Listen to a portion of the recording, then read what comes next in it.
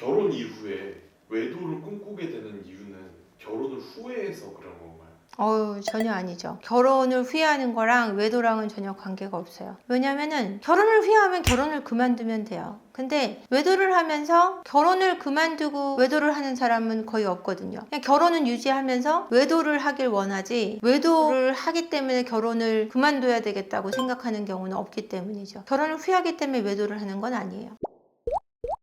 내담자분들께서 이런 분들이 있으실 것 같아요. 우리는 분명히 결혼 생활을 행복하게 하고 있었는데 아니, 이런 경우가 되게 많아요. 우리는 아무 문제도 없었다 라고 얘기하시는 분 되게 많고요. 실제로 외도를 피해를 입으신 분들도 저는 진짜 아무 문제 없이 살고 있었는데 갑자기 이혼하자 그래서 놀랐는데 정말 저는 제가 뭘 잘못했는 줄 알았어 이러는 경우도 있지만, 사실은 외도를 한 가해 배우자분들이 전 진짜 아내한테 불만이 없어요. 전 정말 남편한테 불만이 없어요. 남편은 충분히 훌륭하고 아내는 충분히 훌륭하고 정말 전 잘해줘요 라고 얘기하세요. 그럼 왜 외도를 했냐 라고 물어보면 저도 모르겠어요 라든지, 아니면 그런데 한 가지 라면서 뭔가 핑계를 만드시기도 해요. 근데 그 중에서 제일 큰 거는 관계리스를 드세요. 관계리스거나 아니면 관계가 잘 궁합이 안 맞는다, 이 얘기를 제일 힘들어 하시는 경우가 많고요. 그런 부분에 대해서 불만을 많이 토로하세요. 대부분 한 7, 80%가. 그러니까 관계가 굉장히 중요하겠죠. 그리고 이게 외도라는 것이 결혼을 하고 나서 뭐 두 분 다 결혼을 안 해서 모르겠지만 딱 결혼하고 1년에서 3년 사이에 외도를 굉장히 많이 해요. 근데 그거를 잘 몰라요 사람들이. 왜냐면은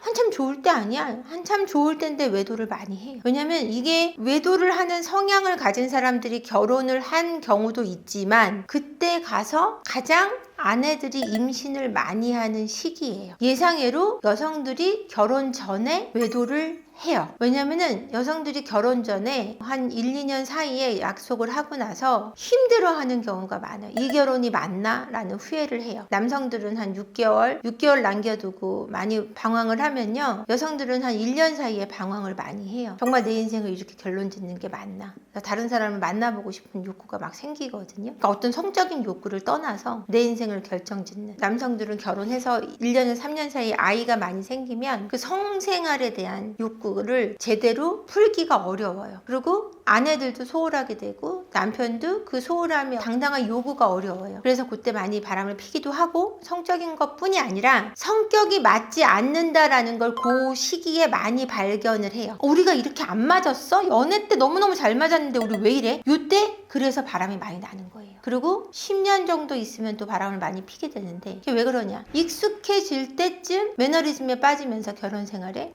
이거 재미없는데, 내 삶은 이렇게 무료한 게 아닌데, 재밌고 싶고 애들한테 뻑딱 끼고 돈만 벌어오는 것 같고 둘 사이에 어떤 자극이 없고, 이런 무료함에 바람을 펴요. 그 20년쯤 지나서 황혼 이혼이나 바람이 많아지는데, 그때는 삶이 꺾이면서 중년의 위기를 겪는 거예요. 갱년기와 함께. 그러면서 외롭고 고독하고 내 삶이 끝나는 것 같은 느낌에서 다시 남성으로서 여성으로서 서기 위해서 나를 확인해가는 과정을 찾기 위해 다른 이성적인 자극을 원하는 거예요. 그렇게 바람이 나는 겁니다.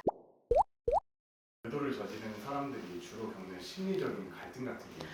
외도를 저지르는 사람들이 주로 겪는 심리적인 갈등은요, 죄책감이에요. 예상 외죠. 처음에 외도를 시작할 때는 죄책감으로 시작해요. 뒤에 가서는 합리화로 끝나요. 그럴만했어, 내 잘못이 아니야. 근데 이것도 부끄러운 죄책감, 수치심에서 시작되는 거예요. 수치심이나 죄책감만큼 사람을 힘들게 하는 건 없어요. 그러다 보니까 이 죄책감에서 벗어나려고 자기 자신을 자꾸 정당화하게 돼 있거든요. 이거를 합리화라는 방어기제라고 얘기하는데, 그래서 이 갈등 속에 본인을 노출시키고 자꾸 방어하다 보면은 사람들이, 우리가 볼 때 눈동자도 탁해지고 눈이 눈깔이 되고 나빠지는 거예요. 왜냐하면 누구나 도덕적으로 지탄하는데 본인은 맞다고 우겨야 되니까 얼마나 힘들겠어요. 근데 그게 어느 순간 자기 생각으로 고착화되고 자기가 옳다라고 믿지 않으면 자기가 쓰레기가 되니까 자기 스스로 자기를 쓰레기로 여길 수는 없잖아요. 그게 싫다 보니까 죄책감에서 벗어나기 위해 합리화를 하게 되죠. 이게 가장 큰 갈등일 것 같아요.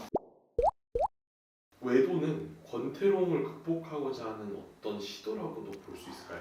그럴 수 있죠. 결혼 10년 차, 5년 차 이렇게 됐을 때 좀 삶이 권태로워지거든요. 뭐 아기가 그때 딱 태어나거나 새로운 변화가 일어나는 어떤 단계가 있으면 그때는 그 권태로움이 좀 없어져요. 새로운 변화가 일어나고 새로운 어떤 인물의 등장이 일어나면서 우리가 어떤 극본을 보거나 어떤 영화를 보거나 이럴 때도 계속 남녀 주인공만 나오다가 누군가 하나 등장해요. 새로운 서브 주인공이라든지 아니면 조연이라든지. 그럼 우리가 좀 그 순간 좀 다른 느낌이 들죠. 새로운 스토리가 생기죠. 그러면 그게 좀 더 빠져들게 되잖아요. 그래서 인물들이 막 들어오는 거거든요. 그런데 삶도 마찬가지예요. 맨날 똑같은 사람만 보다가 뭔가 새로운 신선한 사람이 들어와서 나한테 다른 관점으로 나를 바라봐요. 나를 그냥 항상 있는 누군가로 보는데 내 집에 있는 배우자는 다른 사람은 굉장히 신선하고 새로운 시각으로 봐요. 그리고 사람이 사람을 만났을 때는 처음에 봤을 때 초두 효과라고 해서 이게 좋은 모습을 딱 보게 되면 그럼 그게 상당히 오래 가거든요. 처음 딱 느낀 느낌이 뒤에 오는 정보보다 강렬해요. 처음 대하는 사람들한테 우리는 긍정적인 영향을 더 많이 받아요. 새로운 사람이 날 볼 때는 좋은 면을 먼저 보게 돼 있거든요. 그러다 보면 나를 좋게 보는 사람한테 더 끌릴 수밖에 없어요. 권태로움을 극복하게 되는 계기가 될 수밖에 없고 그러면 이 권태로움이 달아나는 느낌으로 더 새로운 흥미가 생기고 이런 흥미가 바람으로 자연스럽게 유도가 되는 거죠.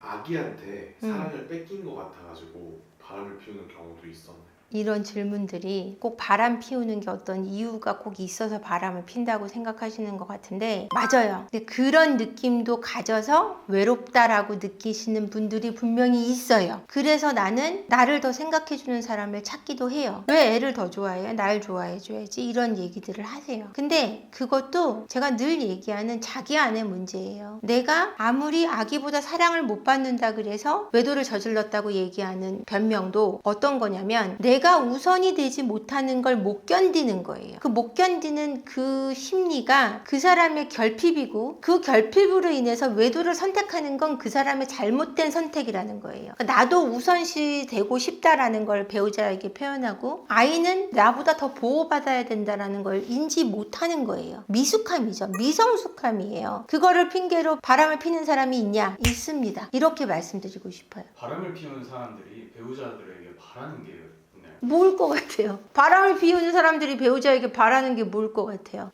이혼? 아유, 어림도 없는 소리예요. 배우자에게 이혼을 바라는 게 아니에요. 모르길 바래요. 내가 바람 핀다는 걸 모르기를 바래요. 그냥 모르고 입만 다물어주고 나를 쫓지만 않고 내가 바람 피는 거를 들통내주지만 않으면 이혼 같은 건 안 해도 관계없어요. 뭐 진짜로 그 여자가 너무 좋아서 그 남자가 너무 좋아서 그 남자가 이혼하라 그러고 그 남자 없으면 죽을 것 같으면은 이혼이 하고 싶은 경우도 있죠. 근데 그런 경우는 아주 흔치 않은 경우고요. 대부분 걸려서 내가 이 자리에 제대로 설 수 없고 대접받을 수 없기 때문에 이혼을 원하는 경우가 더 많아요. 뭐 바라는 게 뭐예요? 나 바람 피는 것 좀 몰랐으면 좋겠지. 별거 없어요, 걔네들. 생각이 있겠어요? 바람 피는 사람들이?